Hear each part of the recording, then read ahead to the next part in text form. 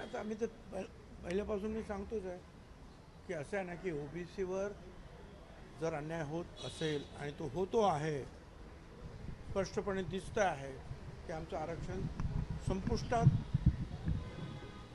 येतं आहे आता. कारण त्याच्यामध्ये संपूर्ण मराठा समाज हा कुणबी दाखले देऊन घुसवण्यात आलेला आहे बॅकडोअर एंट्रीने. आमचं म्हणणं होतं की मराठा समाजाला आरक्षण द्या, ते वेगळं द्या. त्याच्यासाठी तुम्ही आयोगाची स्थापना का केलं आहे, काम सुरू झालेलं आहे, ते क्युरेटिव्ह पिटिशन करतात, ते द्या. परंतु जे आहे झुंडशाहीच्या पुढे नमतं घेऊन बॅकडोअर एंट्रीने जे आहे लाखो दाखले देण्याचं काम सुरू आहे. परत त्यांचे सगळे सोयरीने अमकं तमकं. त्याच्यामुळे ओबीसी भटक्या विमुक्त यांचं आरक्षण संपुष्टात येत आहे.